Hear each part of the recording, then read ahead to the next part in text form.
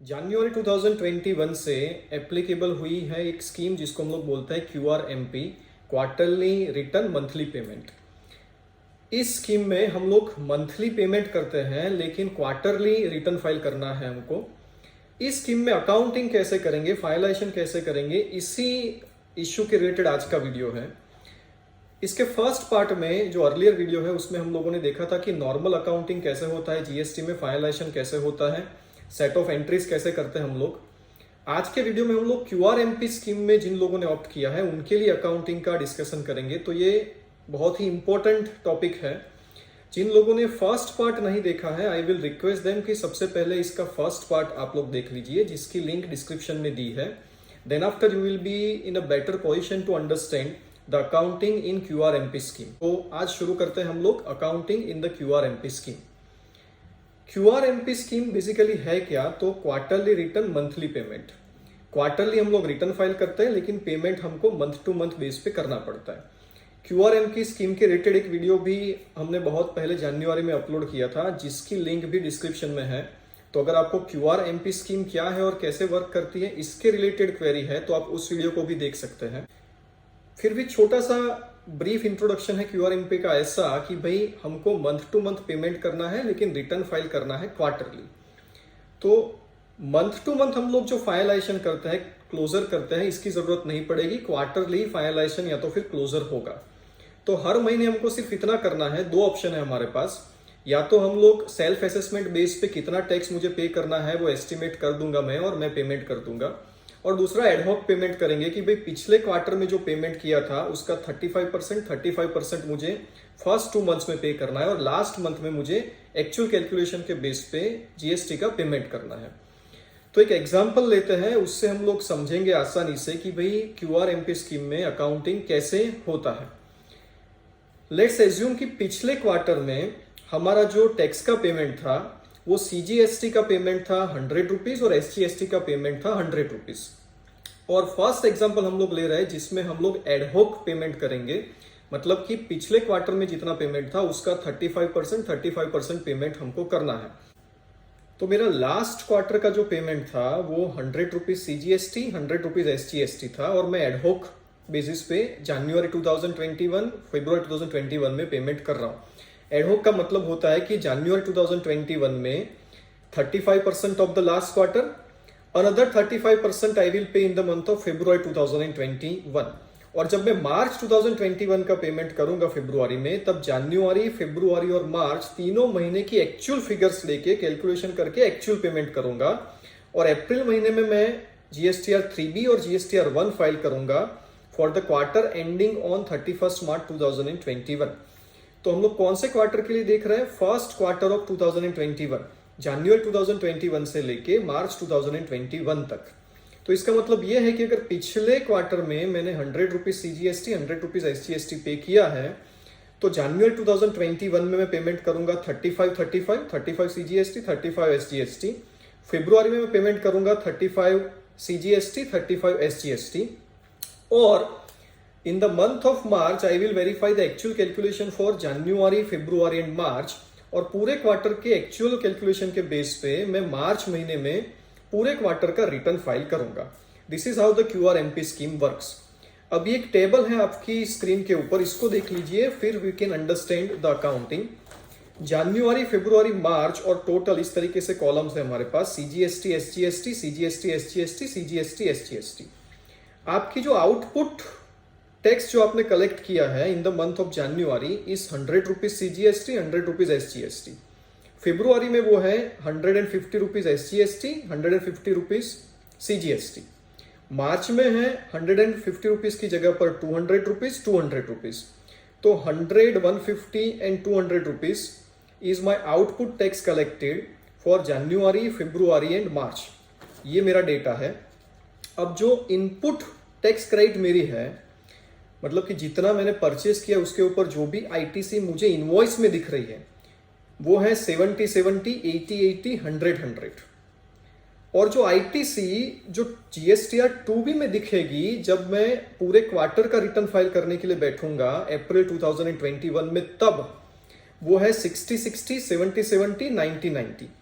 एक चीज हमको ये समझनी पड़ेगी, जो लास्ट हमारी रो है जिसमें है ITC shown in GST at 2B, इसको देखना है हमको at the end of March 2021, तभी की बात है ये।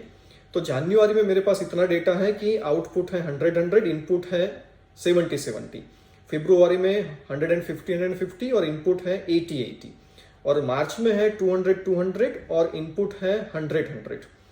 तो टोटल आउटपुट पूरे क्वार्टर की लायबिलिटी है 900 और इनपुट टैक्स क्रेडिट है 500 रुपीज। अब ये जो 440 है जो जीएसटी एट 2B में दिखेगा मुझे at the end of March, उसकी बात हम लोग लास्ट में करेंगे।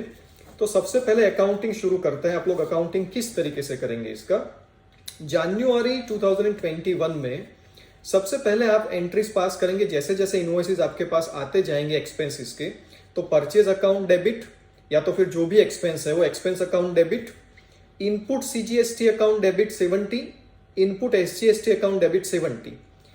ये हम लोग मान के चलते हैं कि एक ही एंट्री है, तो 70 की इनपुट सीजीएसटी इनपुट एसजीएसटी की एंट्री की टू ट्रेड पेएबल, जो भी इसका टोटल है। मतलब मेरे पास इनपुट सीजीएसटी इनपुट एसजीएसटी की एक एसेट अकाउंट क्रिएट हो गया। यहाँ पर मैंने लास्ट वीडियो में भी बोला था आपको कि इनपुट और आउटपुट के लेजर्स आपके पास अलग अलग होने चाहिए। तो ये मैंने एंट्री कर दी है इनपुट के लिए। जितनी भी एंट्रीज होंगी इनपुट की इसी तरीके से होगी कि expense account debit, input CGST debit, input SGST debit to trade payable. Simplification के लिए अभी तक आईजीएसटी हम लोगों ने इसके अंदर ऐड नहीं किया है। नेक्स्ट वीडियो में एक एंट्री हम लोग आईजीएसटी के रिलेटेड भी देखेंगे, हालांकि उससे कोई बहुत बड़ा फर्क पड़ने वाला नहीं है। अब मेरा जो आउटपुट है 100 उसकी एंट्री में कैसे करूंगा, तो ट्रेड रिसीवेबल अकाउंट डेबिट जो भी टोटल है इंक्लूडिंग जीएसटी, टू सेल्स या तो इनकम एक्सक्लूडिंग जीएसटी का जो फिगर है, to output CGST to output SGST. Output CGST 100 rupees, output SGST है 100 रुपीज। तो इतना मेरे पास डेटा है कि इनपुट सीजीएसटी जनवरी का मैंने डेबिट कर दिया 70 और आउटपुट सीजीएसटी एसजीएसटी क्रेडिट किया है 100। लेकिन मुझे जो पेमेंट करना है ऑन और before 25 of February for the month of January, ये जो मैं पेमेंट करूंगा ये पिछले क्वार्टर के बेस पे करूंगा, जो मैंने पहले ही आपको बताया कि 35 मतलब टोटल 70 रुपीज का पेमेंट मैं करूंगा। पिछले क्वार्टर में मैंने टोटल पेमेंट किया था 200 रुपीज, सीजीएसटी 100 रुपए का और एसजीएसटी 100 रुपए का। तो ये 200 का 35% बनता है 70 रुपीज, उसमें 35 सीजीएसटी 35 एसजीएसटी, इसका मैंने पेमेंट कर दिया। अब ये जो पेमेंट है that is a provisional payment. तो जनवरी महीने का जो भी मैं पेमेंट करूंगा उसमें एंट्री तो मैंने एक्चुअल बेस पे की कि जितना सेल्स किया जितना परचेस किया उसके बेस पे एक्चुअल एंट्री तो की, लेकिन पेमेंट मैंने प्रोविजनल बेस पे सीधा 70 रुपीज का कर दिया। तो ये 70 रुपीज का पेमेंट जो आपने डायरेक्टली किया है उसके लिए एक प्रोविजनल अकाउंट बनाएंगे हम लोग, जिसको हम लोग बोलेंगे प्रोविजनल जीएसटी अकाउंट। ये आप लोग बनाएंगे under current assets. Current assets के अंडर में एक लेजर बना दिया मैंने जिसको हम लोग बोलते हैं प्रोविजनल जीएसटी अकाउंट। तो मैं एक एंट्री पास करूंगा provisional GST account debit to bank 70 rupees. इसमें ना मैं बाइफर्केशन दूंगा कि कितना सीजीएसटी कितना एसजीएसटी, कुछ भी नहीं, टोटल जितना भी प्रोविजनल पेमेंट किया वो 70 रुपीज मैंने डेबिट कर दिया provisional GST account debit to bank account. अब इसको कोई भी नाम दे सकते हैं, लेकिन हालांकि ये है प्रोविजनल पेमेंट मेरा। तो जनवरी के मंथ की एंट्री यहाँ पर खत्म हो जाती है। कोई फाइनलाइजेशन नहीं करना है, कुछ भी नहीं करना है, कोई एक्चुअल फिगर्स देखनी नहीं है हमको, रिटर्न कोई फाइल नहीं करना है। लास्ट क्वार्टर में जितना पेमेंट किया था उसका 35% पेमेंट कर दिया और वो मैंने प्रोविजनल जीएसटी अकाउंट में डेबिट कर दिया, बैंक को क्रेडिट कर दिया। जितने मेरे इनवॉइसेस है उसकी मैंने एंट्री कर दी इनपुट सीजीएसटी इनपुट एसजीएसटी में। जितना मेरा सेल्स है उसकी एंट्री कर दी मैंने आउटपुट सीजीएसटी आउटपुट एसजीएसटी में। अब बात करते हैं for the month of February. फरवरी में क्या होगा, मेरा जो इनपुट सीजीएसटी इनपुट एसजीएसटी फरवरी में जो on the base of invoice है वो है 80। तो जैसे मैंने जनवरी में एंट्री की थी उसी तरीके से फरवरी में एंट्री करूंगा। परचेज या तो एक्सपेंस अकाउंट डेबिट जो भी एक्सक्लूडिंग जीएसटी की फिगर है, इनपुट सीजीएसटी को डेबिट किया 80 रुपीज, इनपुट एसजीएसटी को डेबिट किया 80 rupees to trade payable, total figure including GST. ये मेरी एंट्री हुई फॉर एक्सपेंसेस और परचेजेस के लिए जितनी भी एंट्रीज होगी इसी तरीके से एंट्रीज में करूंगा। इसकी सेल्स की एंट्री होगी trade receivable account debit to sales to output CGST to output SGST. Output CGST यहाँ पर मेरा है 150 रुपीज, आउटपुट एसजीएसटी है 150 रुपीज।